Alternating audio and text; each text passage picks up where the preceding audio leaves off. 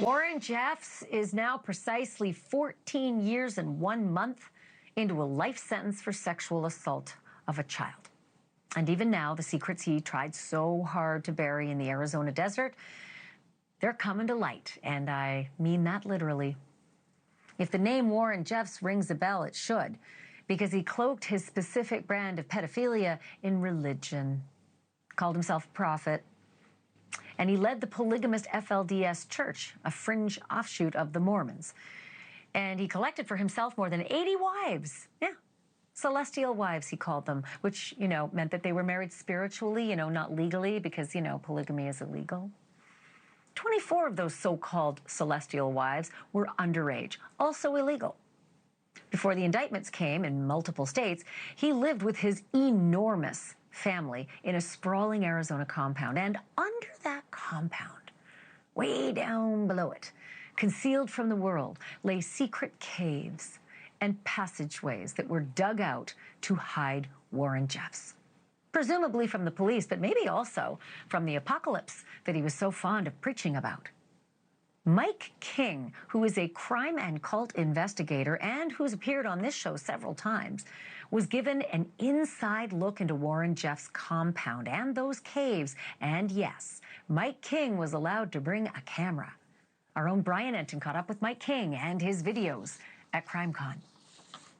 After the raid on Short Creek in 1953, if you remember the history lesson, the FLDS took this stance of never again are we going to allow this to happen. Not only were they preparing for the end of the world from a religious standpoint, but they were temporally preparing for it.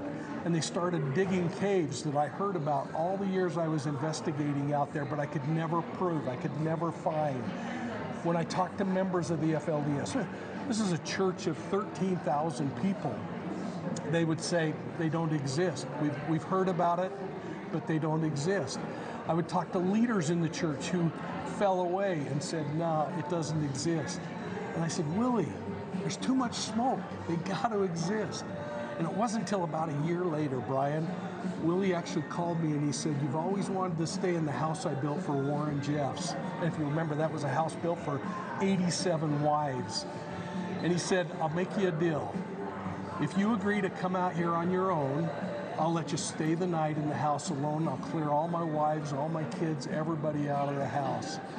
He said, I'll give you free reign. Well, what he didn't know was I had testimony from people for years that would tell me where the secret passageways were and other things.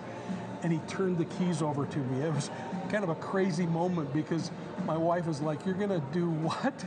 And I ended up spending the night in this home that he built. And I found those spaces where the false walls were and other things. You did, just by yourself there? I was by myself. Isn't that the dumbest thing you've ever heard of? Just exploring by yourself? Me and my Glock, I might say. Yeah. Were you nervous at all? I was very nervous, but how do you turn down something like that? Anyway, at 6 o'clock the next morning, I hear a tap on my door, and that kind of brings you out of a sleep. And I open up the door, and there's one of his wives standing in her prairie dress, the typical FLDS hairstyle.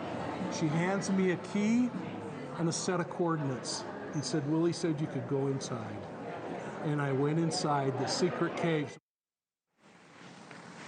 Super creepy. My thanks to Brian and to Mike King for that.